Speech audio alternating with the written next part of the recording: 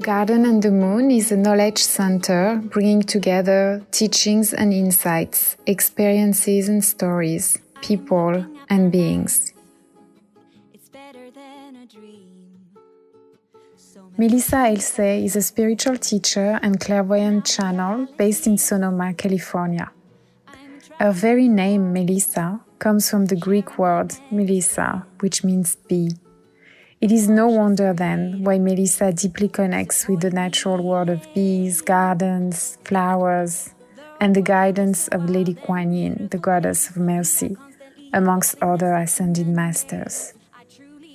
Connecting to the new healed whole Mother Earth as the new environment the world is now transitioning to, Melissa shares in this conversation her perspectives on the earth and beauty, prayers and compassions, gifts and flowers.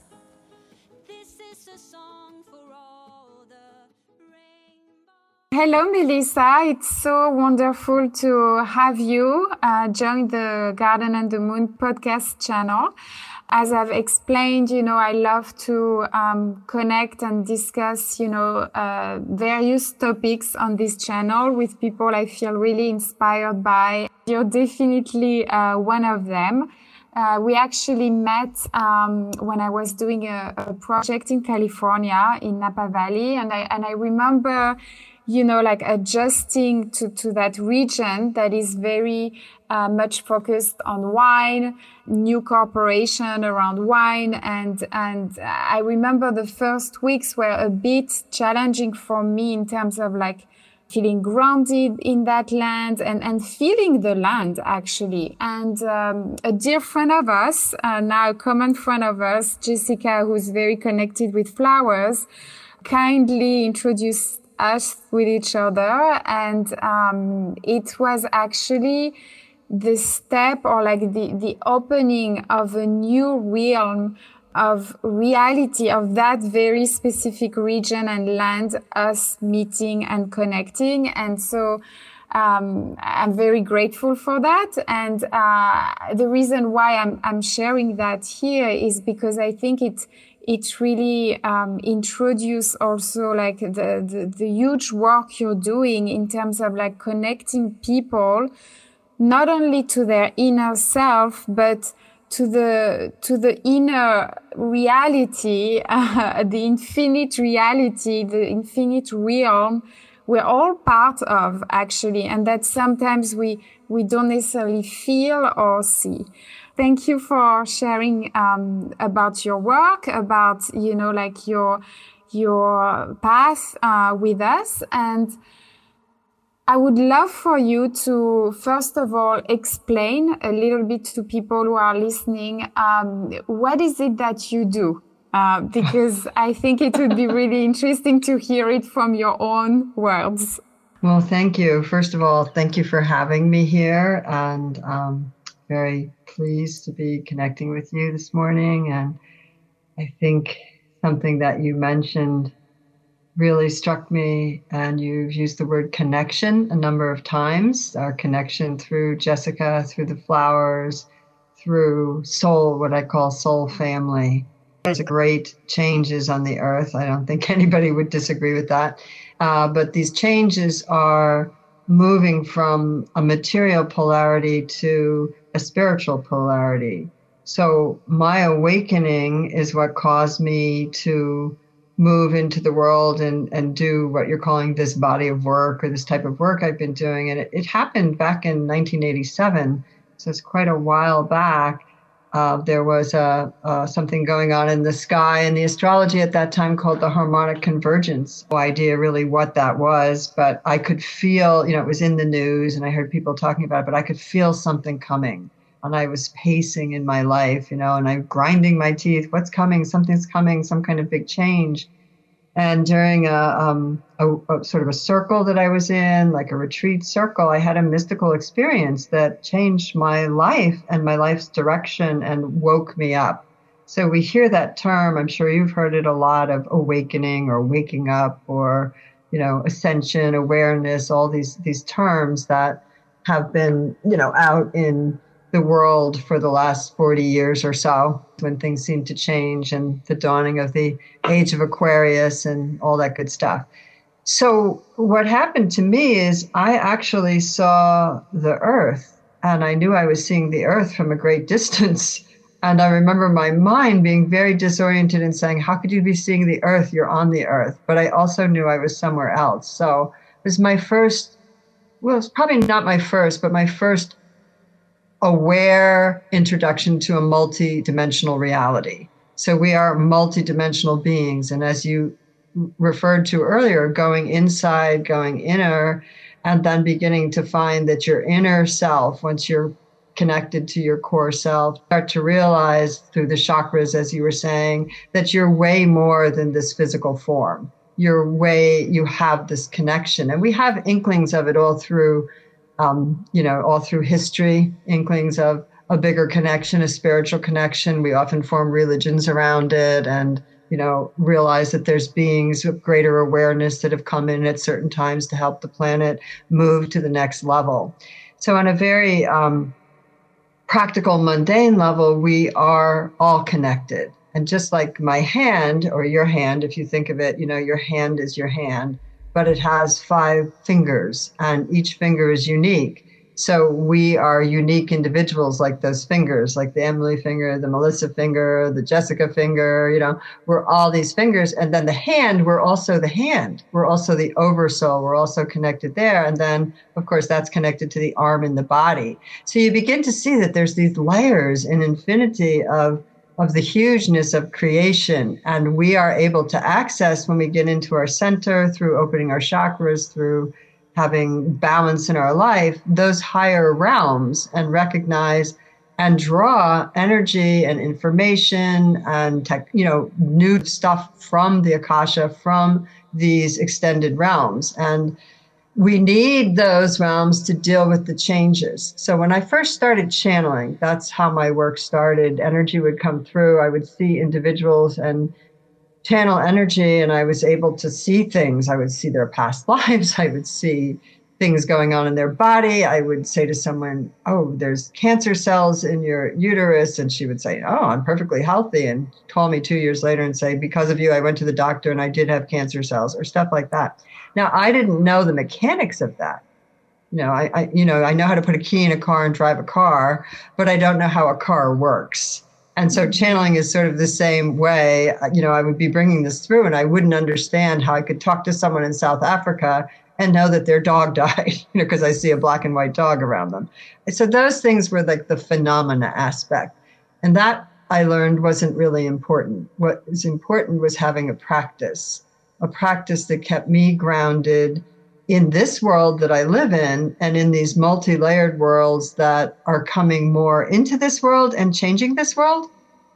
So that's a lot. You asked me about my work. So my work has been, it actually, in the beginning, I was like, well, I feel like I have something to do with this, because I certainly didn't grow up wanting to be a psychic or wanting to do readings. That wasn't in my mindset at all. But I had an awareness that because this talent came through, there was something going on.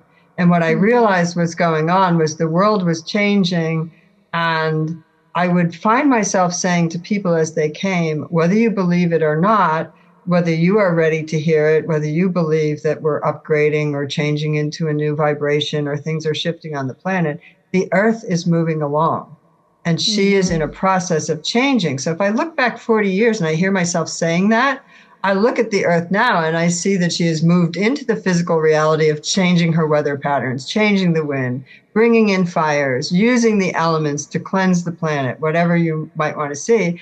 And I realize the earth has been upgrading and changing all along.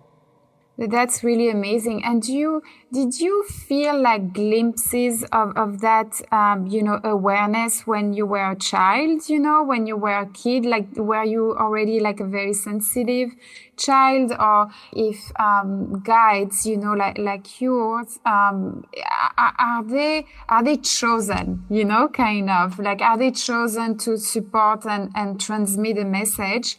Or is it something because of your own, beauty and awareness of, the world around you that you've not worked on, but like kind of like followed, and trusted and surrendered to?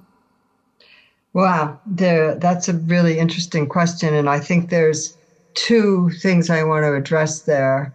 One is when I first woke up, my background is very Catholic. So I went to Catholic school for 14 years. I went to a college, Catholic high school, Catholic grammar school. So my spiritual reality that I knew in the 3D was from Catholicism, which is a very dual religion. There's good, there's evil, there's right, there's wrong. And so when I first woke up, I would hear phrases from the Bible in my head over and over that I remember as a child questioning or wondering what they meant. And one of them I would hear because I would worry about why me? Why is this coming to me? I didn't feel like particularly blessed. I just felt more different. And I felt different as a child already. So that was like kind of, are you nuts? I would hear, as many are called, but few are chosen. And I kind of realized it was a free will thing. It wasn't something outside of me bestowing something on me. It was something from the inside that over past lives and experiences I had developed, and it was my turn to just wake up and accept the awakening that we all could accept, So I do believe that everybody has gifts, different types of gifts, and those gifts begin to awaken when we can handle them. So, and they're rocky, I had to develop myself and work on myself to be able to handle this energy and awareness coming in. So that's number one. Number two, as a child, my sister, she's funny. She points out to me when we look at photographs, and I never thought of it until I looked, but in every photograph, I'm looking up. I'm never looking at the camera. I'm never looking down. And in every photograph, she's looking down. We had kind of a challenging childhood. So it wasn't necessarily really happy, but that was interesting. I'm always looking up. And I, as a child, like my mother was telling me, they could never find me when I was 2 or 3, and she would find me behind a chair with surrounded by circles of my little animals and things. So, I was a very imaginative child. I daydreamed through school. My household was disruptive and loud. And so in school, I loved going to school so I could just sit and melt away and daydream all the time. So imaginative children, they're keys to opening your ability to go into other realms. It's almost like a stepping stone. So I was very kind of otherworldly and not too much in this world as a child. Yeah. And That's I definitely saw things. I think you find probably, were you different as a child in some ways? Yes, it's funny what you mentioned about the school aspect, because I felt the same. Actually, school like such a beautiful escape from me, because also I had a childhood not so easy, and and reading and being in arts or even in garden. I remember when I was a kid, I wanted to be a florist. Everyone wants to be like a school teacher. Like I wanted to be a florist. So I think beauty was always like a great way for me to feel happy, actually. And I see beauty as, part of this multidimensional reality. I think when you're able to see and feel beauty all around, like you're able to really connect with all those dimensions in a way. So I can relate a little bit, although I feel like you have like such a special bond, like with so many other guides, and one of the things that really touched my heart in your channeling, in your moon circle, in your readings, is your connection to flowers and your connection to Kuan Yin. And actually, you're the one who really introduced me to Kuan Yin, and the softness, the beauty of her words and her presence is a gift that you gave me and many others. And I would love for you to introduce Kuan Yin to all the people who are listening here, and I'm sure some may know, some may not know. Because she has been a precious friend for you as well, right? Oh yes, Kuan Yin has been really, really wonderful. So when I started channeling, first person that I channeled higher being was Lord Sananda, which is the soul name of the Christ consciousness and the Christ consciousness. And then after that, Saint Germain, a lot of Saint Germain and Archangel Michael. And to this day, I work with those entities a lot. But it was about 10, 15 years into my channeling, Spirit had guided me to make a big move to Virginia. And I moved to Virginia, and I noticed when I was working in my healing room that there would be this just lovely presence in the corner that I would see, but that I didn't know who it was yet. For me, the channeling is an energy shows up, and it shows up like, it showed up the first few times like a fabric, like a Liberty print is all I could think of. Liberty of London, like flowers, like the Jesus energy was like this massive lilies. It was like lilies woven together, but it looked like material with a beautiful flower pattern that came alive, if that makes sense, and you could almost smell it or touch it. So they would come in with their own signature, and then they would identify, and I would identify the feeling with them. And this beautiful presence I couldn't identify because it wasn't Saint Germain, it wasn't Jesus, it wasn't the archangels. And I was very careful. As an open channel, you can bring in all kinds of energies. So I was always very careful to only bring in the highest and to keep myself clear, So I was like, I don't know who this energy was, but I'd be doing energy work on the table, and I'd look up and I'd just see this column of energy that just expanded me and felt so loving and felt personally supportive. That was a very big difference for me. And so there was a story that I didn't know who she was. And I received this letter in the mail out of the blue. It was like a week after I'd moved to Virginia. And it was from a woman that I had met her husband in New Hampshire 10 years prior. And it was like a little antique store at the side of the road. I was going to the lake and I was drawn in. It was very country, and I liked country, rustic furniture.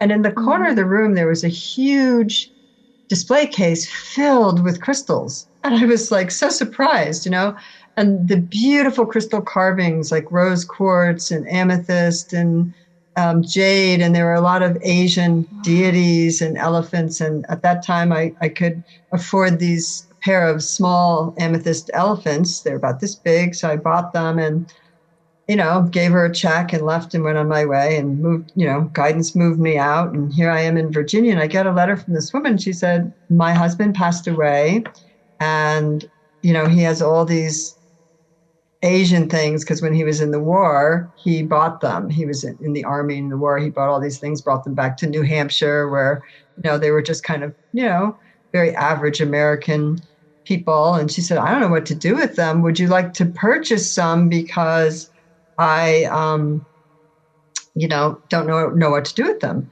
And so I opened my palms to Spirit and I said, is there anything? And I heard, yes, if there's a purple Buddha, if there's an amethyst Buddha. And so I said, yes, if there's an amethyst Buddha. And she wrestled around. She said, oh, there's an amethyst Buddha. It costs $250. And I said, looked at my checkbook, I had $250, and that was it.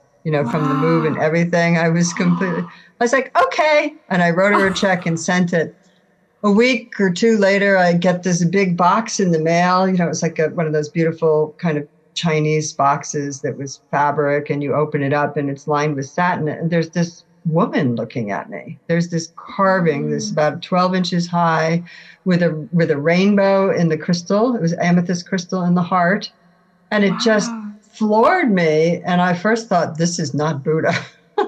And I picked it up out and I was holding it, and it was so charged. And I turned it over and it said, Kuan Yin, Buddhist goddess of compassion. And I was like, boom, the energy just hit me and connected me to the energy in my room. And I knew that was Kuan Yin, and that started my journey. What was funny was, that was like maybe 90 something in the 90s. And Kuan Yin, you looked her up, you didn't hear of her hardly at all. Right now, plug in Kuan Yin to the computer and everybody's talking about Kuan Yin. But at that time, I'd never heard of her. And then I started working with her, and she always talked about blessings and flowers. And I felt, Emilie, that she was so connected to me. She cared about me, whereas I just felt I was serving before with the other entities. And that's not to say they weren't loving. They were, but it was universal. Hers was so personal, like being with a flower. It just feels so yummy and personal. And I remember as I started channeling out in the world, I was channeling for this woman who was an acupuncturist in Boston, and she had just come back from teaching in China.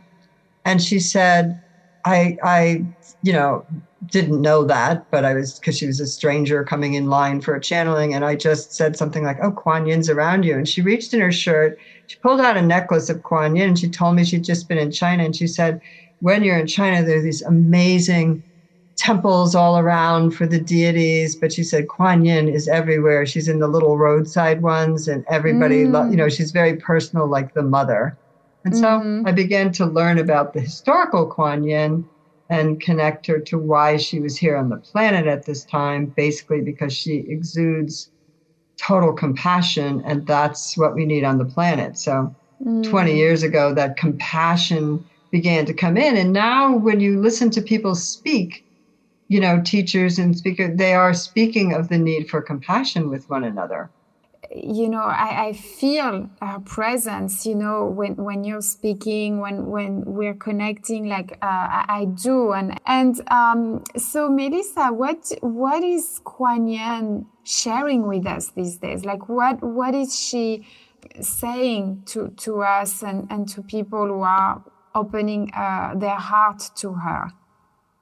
Yeah, it's a good question. So I think that, the message, at least for the last 15, 20 years or so from her, has been that greater need for compassion and compassion for the self and others. And she actually gave me a prayer. When you look on my website, you can see me repeating it. It's in the recording. And the first few lines are, Dearest Lady Kuan Yin, I call on you to help me love and accept myself fully. I ask that you grant a full measure of compassion for myself and for others. And I remember thinking how interesting it starts with the self. As the channelings on the full moons, I do a monthly full moon for the last 20 years or so. I made that commitment. And the channelings from Kuan Yin, she started talking about the garden. So the first thing she gave me was what she called the gift of the garden. She said, I'm here to just bestow a 3D gift on humanity, and that is the gift of the garden. And what she said is the garden exists in a fifth dimensional place of wholeness, and we are able to actually bring it into the third dimension through our hearts. So as we open our hearts to compassion, we can bring the garden into the subway. We can bring the garden into the dental office when you're waiting. We can bring the garden into a conversation that we're having that's difficult, that closes our heart down by just remembering it. It actually comes into the third dimension. And so she talked about the garden a lot and visualizing the garden and being able to go there for refuge, to meditate on being in a garden and, making it real for yourself.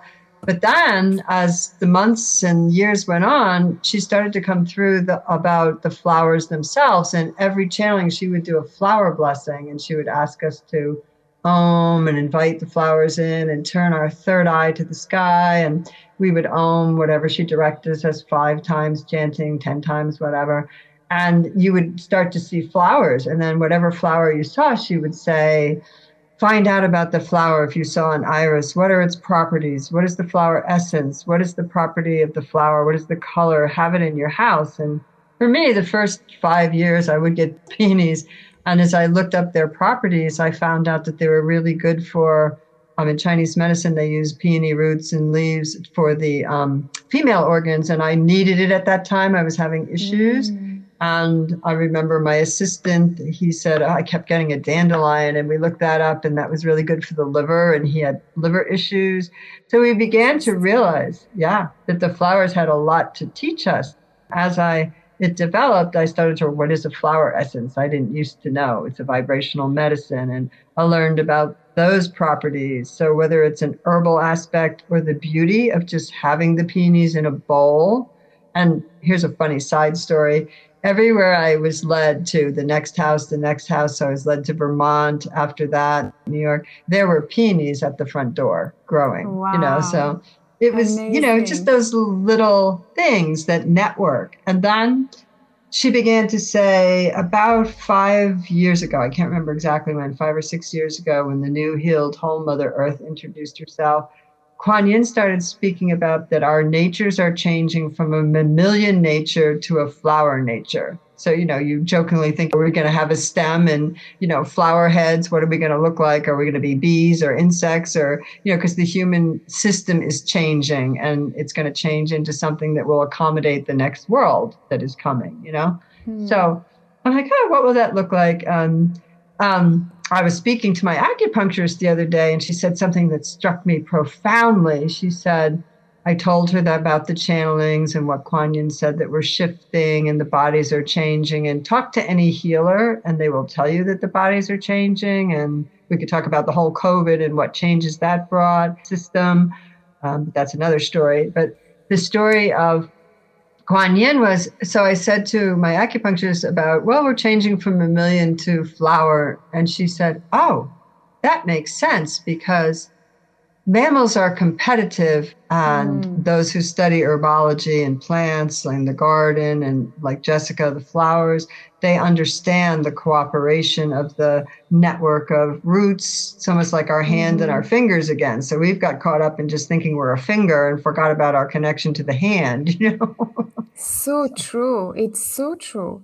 And Melissa, how do you feel like we can unlearn and relearn that new reality of cooperation versus competition? And because in a way, like this message resonates and connects so deeply in me, especially as a flower lover and garden lover. But we are living in a world that's still very disconnected from that. And do you feel like it's just, by ourselves, like protecting a little bit ourselves from that, that we don't feel connected with? Or is it something that's going to change no matter what? And we just have to trust that?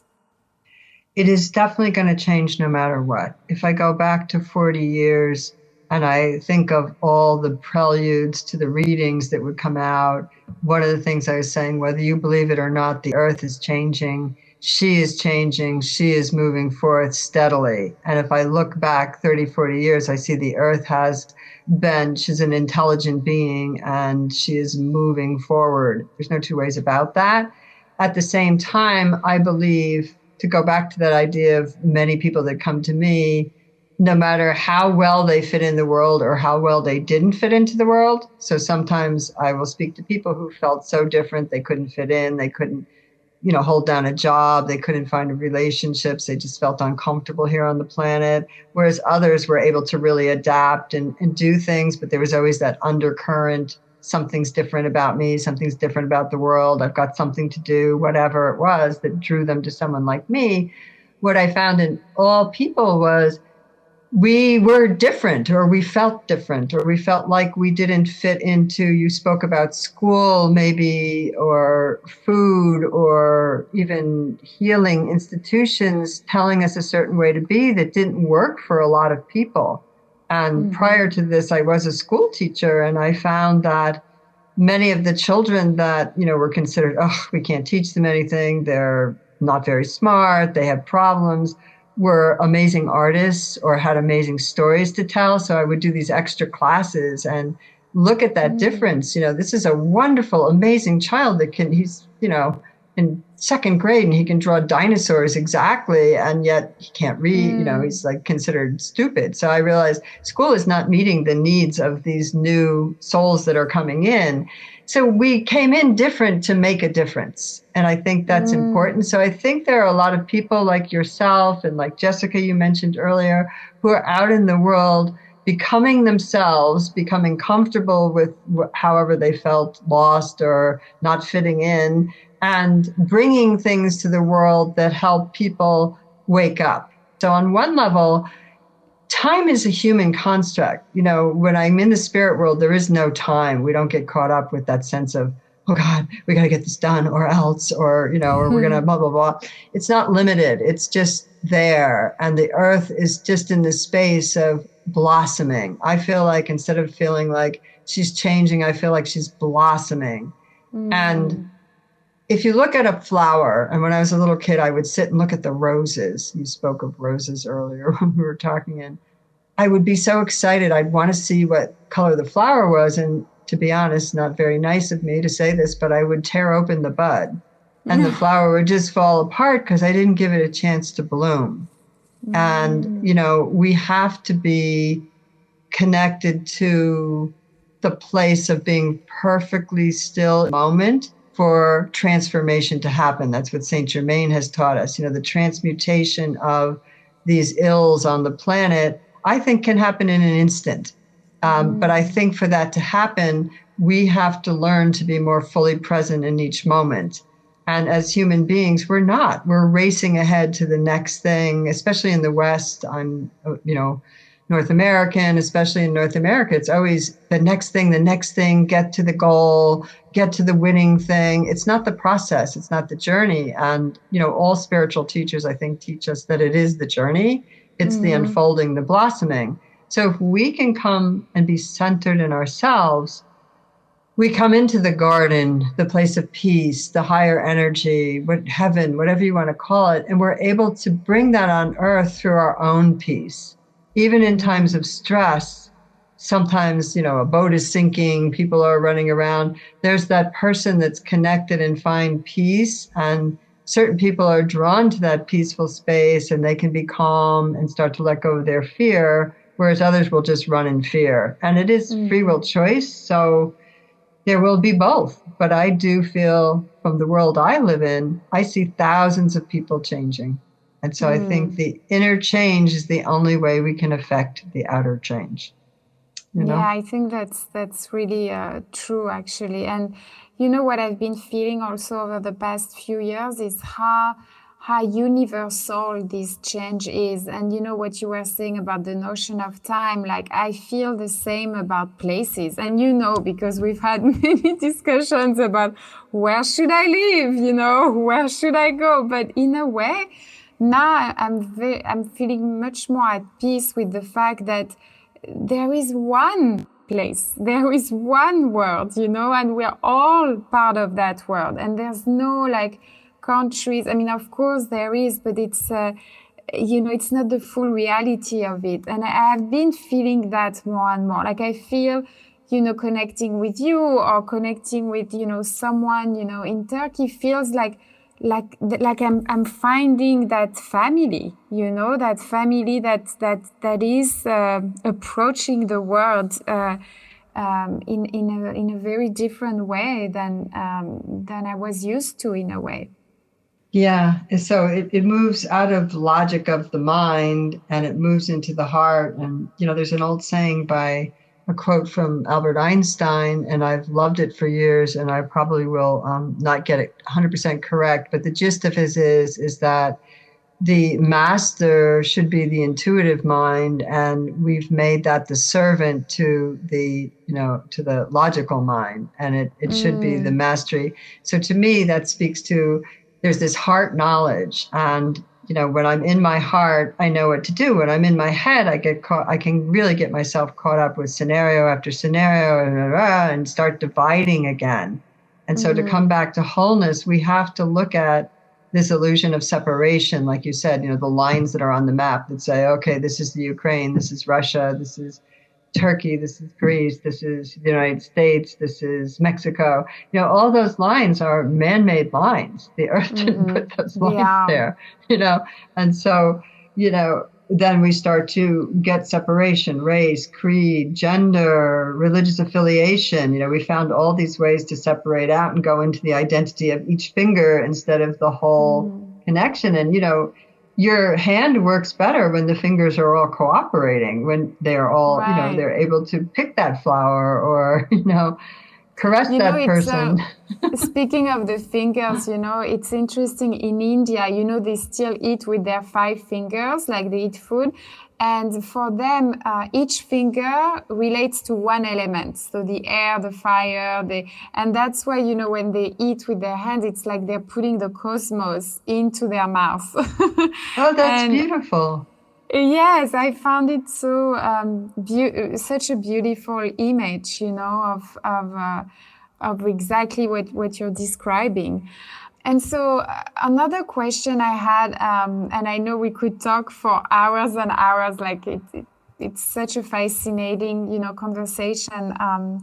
With you. You've recently introduced a book to the world, which I think is very exciting. Yes, you're showing me the picture of it, and it's about spiritual guidance, and it's about like your channeling and the message you've been receiving. So, do you see that book, being the beginning of like, many different books, do you see like an initiation for people to understand, like some other aspects of communication? Could you tell us a little bit more about this new project? That's very exciting. Oh, well, thank you. And those are very good questions. First of all, I'll just start with a little story is, back to the school and the daydreaming. I never felt like writing was my forte, and it's not something I'm comfortable with. So Kuan Yin actually about 15, 20 years ago asked me to write a book about her, and I actually have pages and pages of starting to write it, but it was very difficult. My ego got in the way in the sense of like, oh, how could I do this? I don't know how to do it. It's overwhelming. I'm not a writer. I don't want to put things in writing because people will see me, just all the things that fears come up in the blocks and so on and so forth.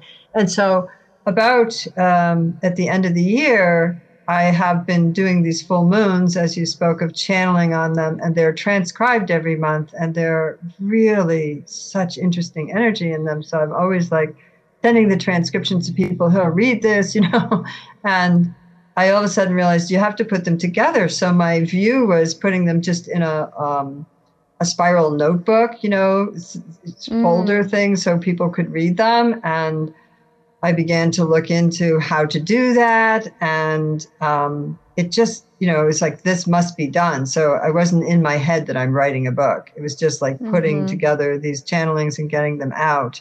And so I began to talk with a friend that was helping me edit. And I realized for me, financial wise and so on and so forth, the best way to do is put it through Amazon. And Amazon did not do spirals. So it turned into a book, and it came together so easy. And I believe it was a message from Kuan Yin to say, this can be easy, get out of your head, and it just came together so fast. And the next thing I knew, it was up on Amazon. And I just heard it's a prelude to the story of Kuan Yin.